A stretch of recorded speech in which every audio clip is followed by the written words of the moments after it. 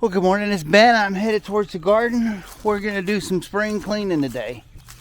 We're gonna, for lack of better words, pressure wash our garden. All the stones have algae and mildew and moss on them, but we're gonna try to get all that cleaned up today. And maybe one or two other projects in the process. And you can see the grass is growing up and there's all kinds of stuff in between. Algae all over everything. There's not as much where you walk, but look at all the algae underneath that bench.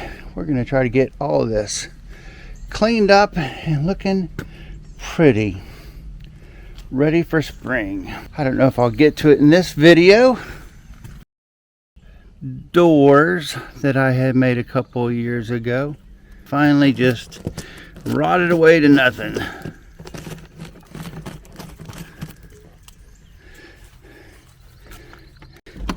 I thought they might last a little longer, but they're just disintegrating is what they're doing. They're not bad looking, but they are disintegrating. I'll have to do something to fix that. Well, it's about 8:30 in the morning, and the first thing to do is to clean everything off of the paver stones so that we can actually get the pressure washer out and pressure wash everything. Well, a lot of these things are too heavy for me to move, so I'm going to go get Johnny, and we'll use the tractor to get these things taken up. Well, Johnny's a 1025R tractor, and it should be able to pick up about 800 pounds, probably about 6 or 8 inches off the ground, and 600 pounds, about 6 feet in the air, or its highest lifting level. Well, regardless of either one of those two figures, the best part is he can pick up these heavy objects that are in the garden and move them out of the way easily. Well, just for reference, it's March of 2024, and the greenhouse was built around September of 2019, and the pavers were put down early 2020. So it's been about 4 years since the pavers were first put down. I don't have any video of the pavers, but I've got a picture of the pavers when it was first done. Well, here's 2 photos, and you sure can tell the difference. Boy, those pavers look clean and new, and there's no algae anywhere.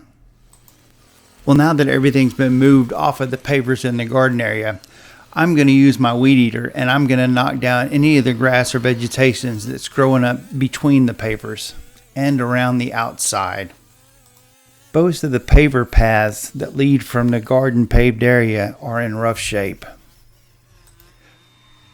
While I'm getting the pressure washer ready, you can see my better half is using a blower to get all the debris and material off of the pavers before we start pressure washing.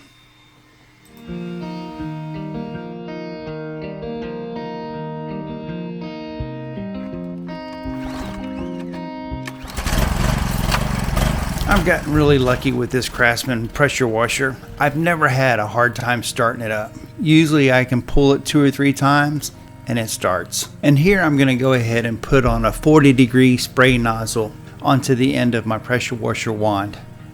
That should give us a pretty tight spray, and hopefully it'll break up all the algae and mildew right off of the pavers. Well, that 40-degree spray nozzle was working, but not as well as I wanted it to. So I went back and swapped it out for one that had a 15-degree spray pattern, which is a lot tighter and a lot more aggressive. So this video footage has been sped up 10 times faster than normal, and it still looks like I'm going extremely slow. It takes quite a while to get all this debris off of these pavers. And you can see by the door that it also kicks up a lot of dirt and slings it everywhere in the process, especially all the moss and other plant material that's in between each one of these pavers.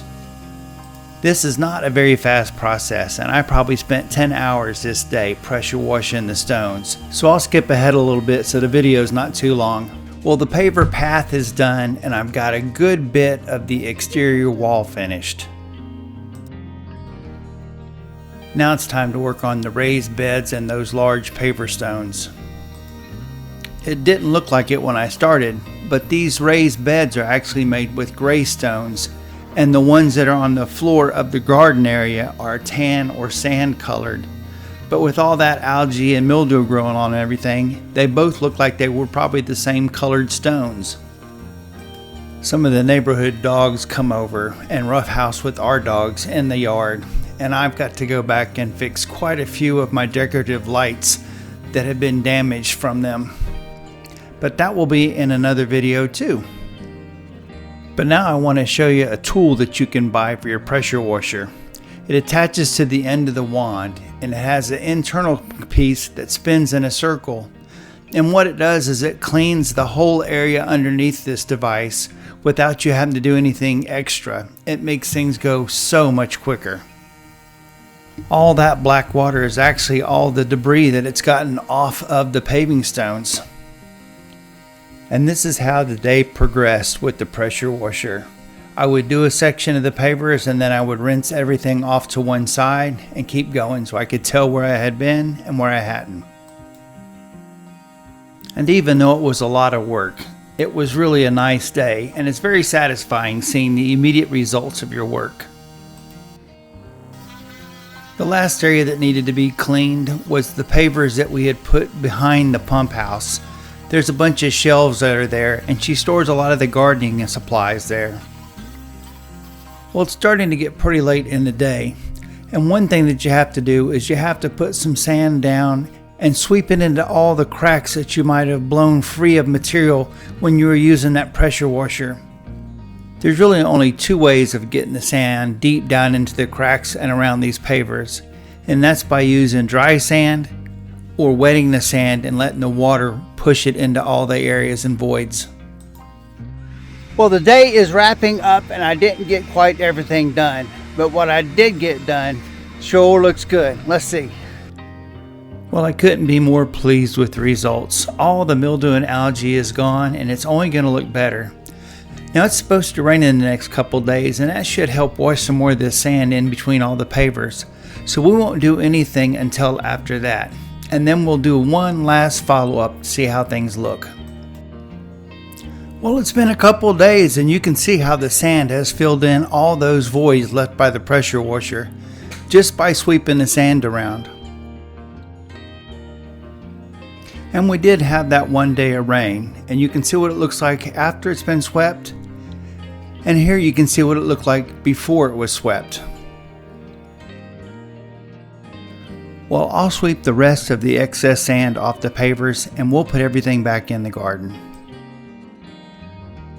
Well, here you can see how well dry sand fills in all the voids, just like using the water hose to wash it in. And just like when I cleaned out the garden, I'm going to go get Johnny and have him help us put some of these heavy things back in here, because there's just no way my wife and I could possibly pick these things up and move them around. Not when they're full of wet soil. Well, just put a few more things in place and we can take a slow panoramic view of how this turned out. I just can't believe how much better it looks. It looks like we did this last week, not 4 years ago. Now we still have some more work to do in this series. I've got to replace the doors on the greenhouse, and I've got to go back and work on the lighting system. But other than that, it is done. Well, I hope this gave you some ideas on how you might clean up some of your pavers. Like, subscribe, check out my playlist, and I'll see you in one of those garden videos again.